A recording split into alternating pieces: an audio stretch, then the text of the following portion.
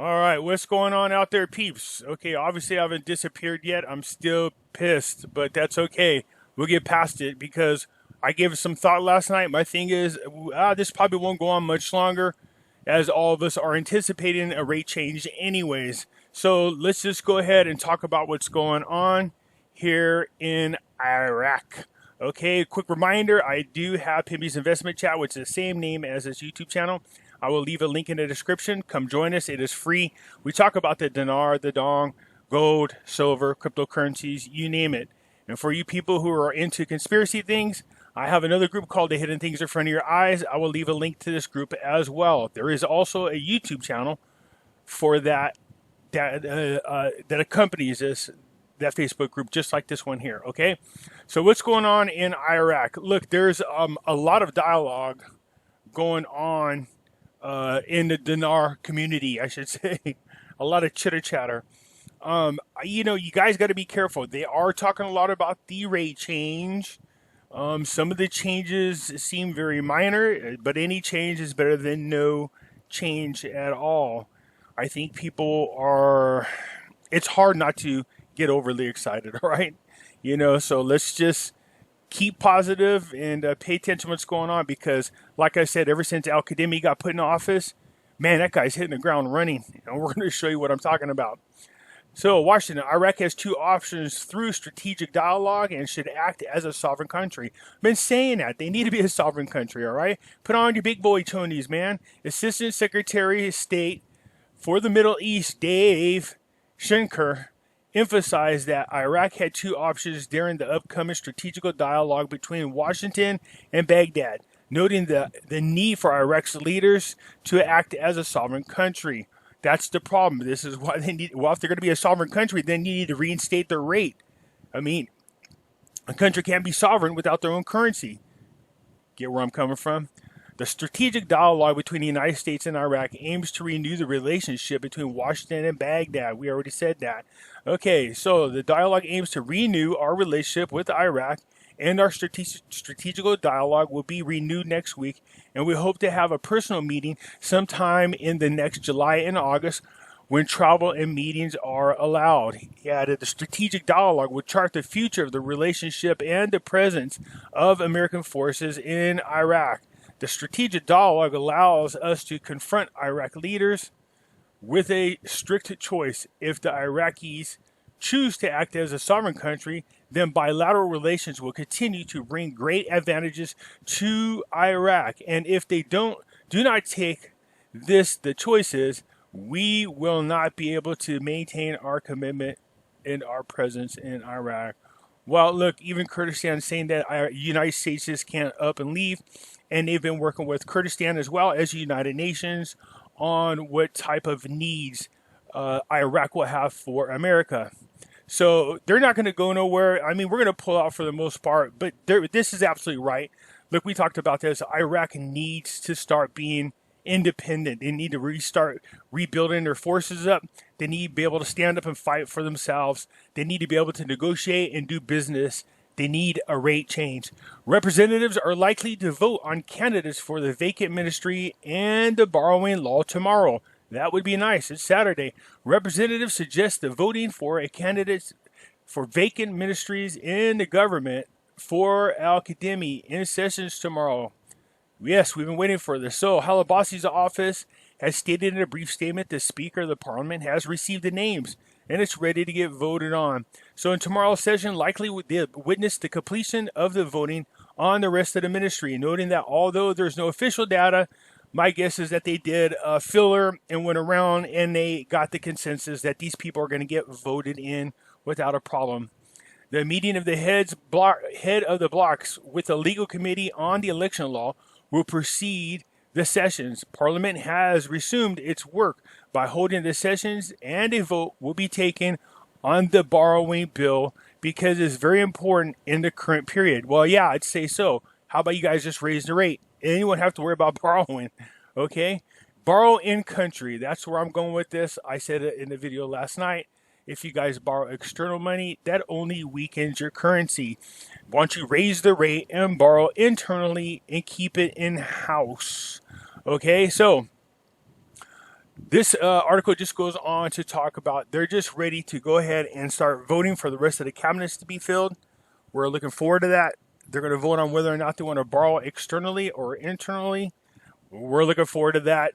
Plus, some other laws are looking to be passed as well.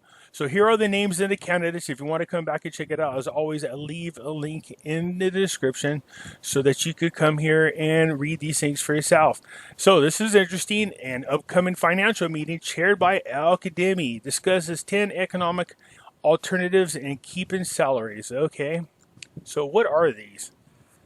The Financial Committee in the House of Representatives revealed an upcoming meeting that brings together Prime Minister Kademi and both the Ministry of Finance and the Central Bank to provide 10 alternatives to overcome the current economical crisis and maintain the salaries of employees without deductions, and agree on what can be implemented from those alternatives. I know what you guys are thinking. Does this include any increase to the rate? Yes, it does. There are many alternatives available that can significantly reduce the severity of the current crisis. Yeah, raise the rate, including an increase in the oil, the price per barrel is sold by $5 to refine in the oil ministry. Okay, the rate of selling it according to is $60. Okay, what else can we do here? That's the refineries. Let's get down to the giddies. Other alternatives to consider, the sums of real estate sold cheaply and leased with sums, especially those that are located in the heart of the capital and the district areas. It can be reevaluated again because some of them are inhabited without paying any sums of rent at all. Well, yeah, if they're just sitting there, people are taking up spaces and not paying for them. You're not making no money. All right, so yeah, I like that idea. The government should also pay attention to the debt incurred by telecommunication companies, especially the mobile phone and the internet, and their collections, which amounts to millions of dollars, okay? The amounts owed by the border ports, customs, and taxes after being properly and clearly monitored, as well as transport companies, despite the existence of the crisis, and that it is the present time, all of which can be invested into invested to alleviate the economical crisis caused by the decline in oil prices. One of the things they're talking about, there it is right here, by preventing the entry of unnecessary agricultural crops. So look, they're going to start focusing on taking this money that they get from taxes and other things and start, and I said they need to do this, especially in this area. They need to start They're revitalizing the agriculture sector, especially in the conditions of curfew, by taking care of the agriculture lands owned by some citizens and whose crops are sufficient for consumption by them and their families. So yeah, I mean, they need to get a crack-a-lackin' on that because they have a lot to offer and a lot of people are interested in their crops, so they can export their agriculture. That's just another form of income for Iraq, so that they're not solely relying on oil. Okay, so they talk about it. Also in here, this is interesting. It is possible to raise the exchange rate of the dinar against the dollar even by a few percentage points. So you guys don't get excited if it's just a few percentage points. All right? And that's because it's been that low before. So if it's at around 1,200 right now, they might be talking about dropping it down somewhere around, who knows, 1190. That's people say it's currently there now, but let's get it, maybe they'll get it down to around 15 something, or not 15 something. They get it down around 1120 or something like that. What we're looking for is a big rate change or the reinstatement, but we'll take any kind of increase whatsoever. So let's take even by a few percent. That corresponds to the vision of the central bank after deliberating between it and the financial committee on this issue, despite the first refusal of the matter as financial policy. But the committee is trying to hold stick in the middle and the possibility of implementing this matter, even with numbers few, and gradually keep the value of the Iraqi dinar against the U.S. dollar. So, they might just do it in increments, you guys. So let's keep an eye on it just to see what kind of shock it has to their economy. Same thing I was talking about the Vietnam Dong. All right. Although, again, that article, the large one that was in the news yesterday, is very interesting because, I've talked about this before that article, and that is this. They have to find a sweet spot, man. Somewhere around $1.13, $1.34. If it's too high, then they can't compete with people who are importing into their country. It makes it hard for them to develop businesses. It makes it hard for them to export things. If it's too low, then it's the money has no value. The people lose the faith in their currency. They just, they rather stick to U.S. dollars, which is a no-no. You want them to be a single currency country. You want them just to use the Iraqi dinars. They need to do that to start strengthening their own currency. So over the last few days, we've seen a lot of chitter chatter about the rate change. A lot of us are anticipating it. Again, we've been this close before. I showed you guys an article last March 2019 where they literally said they're going to change the rate back. And then, Marty.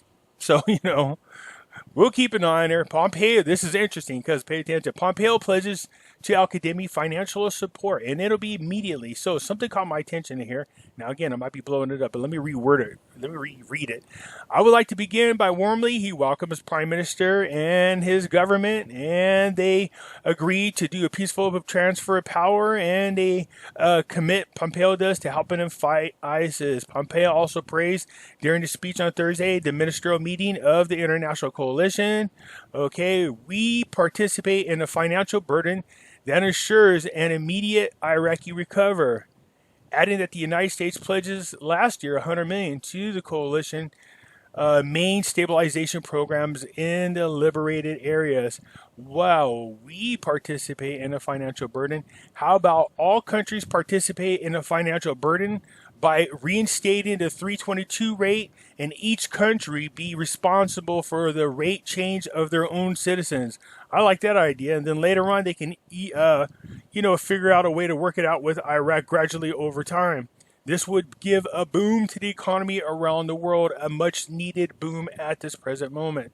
All right. Anyways, it just goes on to talk about what they could do to work together and how they're going to continue to battle the Daesh party or the Daesh and ISIS. Okay, guys? So anyways, look, this is good news. We've been saying this ever since Al-Qademi's been in office. There's been all kinds of great things happening. There haven't been any setbacks. There hasn't been any real ISIS attacks. The protesters seem to have calmed down. There's not an issue when it comes to the coronavirus, which for some reason has magically disappeared around the world. You guys notice that, or am I going crazy? Anyways, you guys, it looks good. We're still talking about rate changes. That's the kind of news we want to watch. And then we actually want to see it put into action. All right, so keep your fingers crossed. Let's hope it keeps going in the direction that it is. All right, I'll catch you later.